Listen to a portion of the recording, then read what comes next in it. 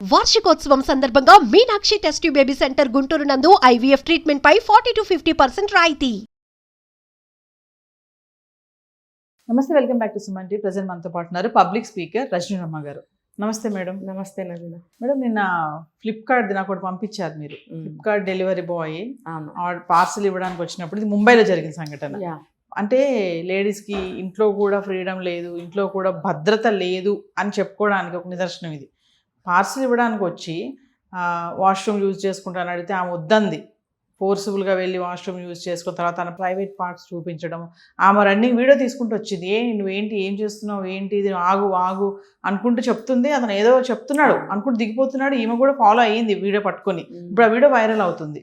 అంటే వీళ్ళు ఇట్లా ఎందుకు తయారవుతున్నారు, ఎంత ఇలా దారుణం అంటే తర్వాత శిక్షలు ఉంటాయి, దొరుకుతాడు, ఆల్రెడీ దొరికాడు, అరెస్ట్ చేశారు.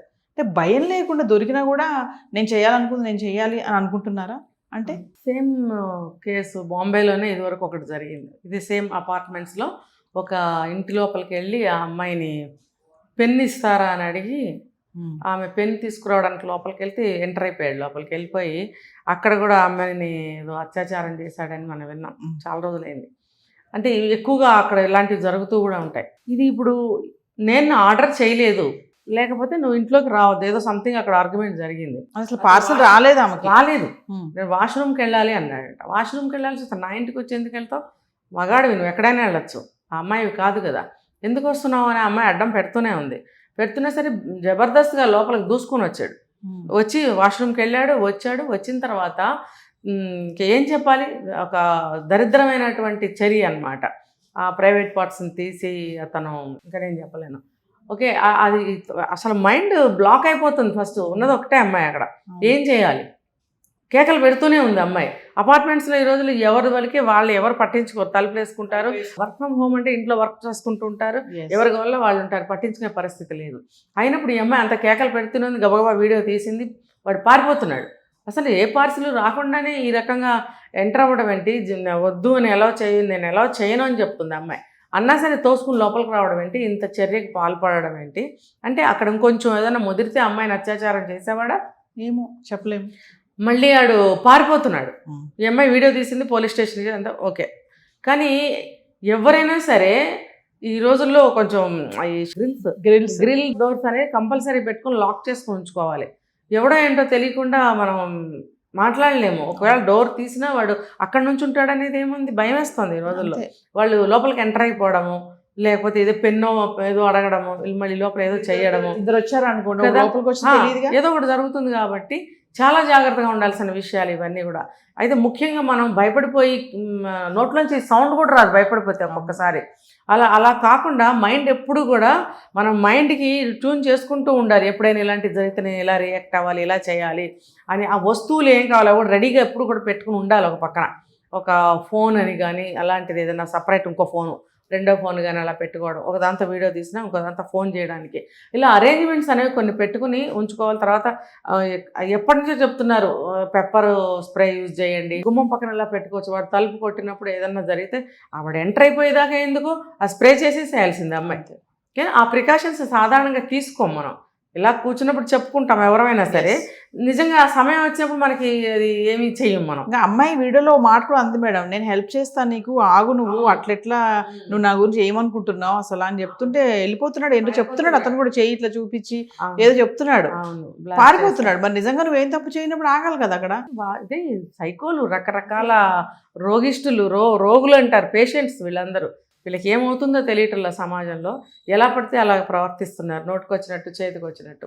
కాబట్టి మన జాగ్రత్తల్లో మనం ఉండాలి ఎప్పుడైనా సరే. ఇప్పుడు ఆ అమ్మాయి అలా వెంటనే వీడియో తీసింది, కానీ ఆ స్ప్రే ఒకటి పెట్టుకుని చేస్తే చాలా బాగుండేది.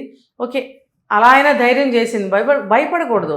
మన మైండ్ ఎప్పుడు సిద్ధంగా పెట్టుకోవాలి. నేను చెప్పేది అదే. ఎప్పుడైనా మనకి ఇలా జరిగితే ఏం చేయాలి, కొంతమంది ఎందుకు నీకు అంత ముందు చూపు, ఎందుకు అంత భయపడుతున్నావు, నీకు ఫోబియా అది ఇది అని అంటారు. అలా కాదు. ఇలాంటి విషయాల్లో రిపీటెడ్గా రిహార్సల్స్ వేసుకుంటూ ఉండాలి మైండ్లో. ఎప్పుడన్నా మనకి ఏదన్నా అయితే మనం తీసుకోవాల్సిన చర్య ఏంటి. అలాగే ఓటీపీలు మన ఫోన్లో వచ్చేస్తుంటాయి, మనకి తెలియక గవ్వుకుని ఏదో ఒకటి చేస్తూ ఉంటాం, అయిపోతాయి. మాకు కూడా జరిగింది, 10,000 రూపీస్ పోయాయి. సో ఇలాంటివి జరుగుతున్నాయి కాబట్టి మనకు తెలిసినన్ని ప్రికాషన్స్ తీసుకుంటూ ఉండాలి. ధైర్యం ఫస్ట్, అన్నిటికంటే ముందు ధైర్యంగా ఉండాలి. Yes. ఎప్పుడైనా సరే ఒంటరిగా ఉండకండి అని మనం చెప్పలేము. ఇవాళ రోజున ఎంతమంది ఉంటున్నారు ఇళ్లలో, 2-3 ఉంటున్నారు. అందరూ స్కూళ్ళకి ఆఫీసులకి వెళ్తే లేడీస్ ఉంటారు. కాబట్టి ధైర్యంగా ఉండాలి. ధైర్యంగా ఉండి మనం ఏం చేయొచ్చు, ఎలా రియాక్ట్ అవ్వాలని ఎప్పుడు రిహార్సల్స్ వేసుకుంటూ ఉండండి. ఎటు కేకలు వేసింది అమ్మాయి, ఎవరన్నా వచ్చారేమో చూసారు పక్కింటి వాళ్ళు. ఇంకా కొంతమంది మేడం కొన్ని విషయాల్లోకి వెళ్తే లైక్ ఇప్పుడు కొన్ని చాలా ఉన్నాయి ఇలా సర్వీసెస్, ఆన్లైన్ సర్వీస్ చేసేవాళ్ళు. కొంతమంది కొంచెం మంచిగా మాట్లాడేటప్పటికి వాళ్ళని కూర్చోబెట్టి ఇక చిట్ చాట్ కూడా చేసేవాళ్ళు ఉన్నారు. వాటర్ ఇవ్వడము, ఒక కాలంలో చేసేవాళ్ళం మేము కూడా. బాబు వాటర్ జాలి అనిపించడము, నీళ్ళు ఇవ్వడం, నీళ్ళతో పాటు ఇంకేదన్నా ఇవ్వడము. మంచోడు అయితే పర్వాలేదు, మంచోడు కాకపోతే అవును, అది మనం లాటరీ వేయలేము. కొంతమంది మంచి వాళ్ళు ఉంటారు. ఎక్కువ బాంబేలో జరిగినాయి చూడండి ఇలాంటివన్నీ కూడా. బాంబేలో ఎక్కువ జరిగినాయి ఇవి. మెల్లమెల్లగా దేశం అంతా పాకుతున్నాయి ఇవన్నీ. ఇక్కడ నుంచి మనకి అదర్ కంట్రీస్లో కూడా మన వాళ్ళు అక్కడికి కూడా వెళ్ళి నేరాలు చేస్తూనే ఉన్నారు. కాబట్టి దొంగ దారిలో ఏది సాధించలేము. ఈజీగా మనీ సంపాదించాలనుకోవటం ఇవన్నీ నేరాలకి దారి తీస్తున్నాయి. కాబట్టి ఆడవాళ్ళు కూడా, ఆడవాళ్ళేంటి మగాళ్ళేంటి, తెలివితేటలతో ముఖ్యంగా తెలివితేటల్ని పెంచుకోండి. పనికి మాలిన యూట్యూబ్లు చూస్తూ మైండ్ని మొద్దుబుర్ర చేసుకోకండి. మైండ్ ఏమవుతుందంటే మందమైపోతుంది, బ్రెయిన్ వర్క్ చేయదు. కళ్ళు చూడటానికి అలవాటు పడతాయి మొబైల్లో, బ్రెయిన్ వర్క్ చేయటం మానేస్తుంది. ఆ సిచ్యువేషన్లో నువ్వు చూస్తున్న సిచ్యువేషన్లో ఎవడో బెల్ కొడతాడు, అది కర్మగాలి ఇలాంటి కేసు ఏదైనా అయిందనుకో, నువ్వు రియాక్ట్ అవ్వలేవు. ఎప్పుడు చూసినా సెల్ ఫోన్లో మునిగి తేలుతూ ఉంటే మన బుర్రలు ఎక్కడ పనిచేస్తాయి? కాబట్టి తెలివితేటల్ని పెంచుకోండి. ఏదైనా ఇలాంటివి ఉంటే రిహార్సల్స్ చేస్తూ ఉండండి.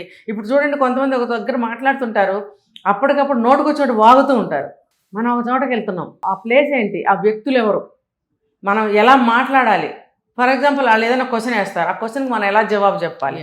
బ్రీఫ్గా, ఎక్కువ డ్రాగ్ చేయకుండా బ్రీఫ్గా 2 ముక్కల్లో అవతలవాడు మళ్ళీ ప్రశ్న వెయ్యని విధంగా మనం జవాబు ఎలా చెప్పాలి అంటే ప్రిపేర్ అయ్యి వెళ్ళటం అనేది చాలా మంచిది. అబ్బా ఇప్పుడు భలే చెప్తుంది అంటే నేను ఇలాగే ఉంటాను.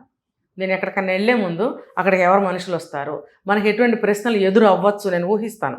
ఊహించినప్పుడు చాలా జాగ్రత్తగా నేను రెడీ అయ్యి వెళ్తాను. నవీన వాళ్ళు ఏం ప్రశ్న ఇస్తే నేనేం జవాబు చెప్పాలి, బ్రీఫ్గా చిన్నగా మళ్ళీ ప్రశ్న వేయకుండా విధంగా ఎలా జవాబు చెప్పాలి. ఒకవేళ కర్మగాలు 2వ ప్రశ్న వేస్తే దానికి కూడా మనం ప్రిపేర్డ్గా ఉండాలి. ఒక స్పాంటేనియస్గా మనం జవాబు చెప్పగలిగే తెలివితేటలను పెంచుకోండి అని నేను చెప్తున్నాను.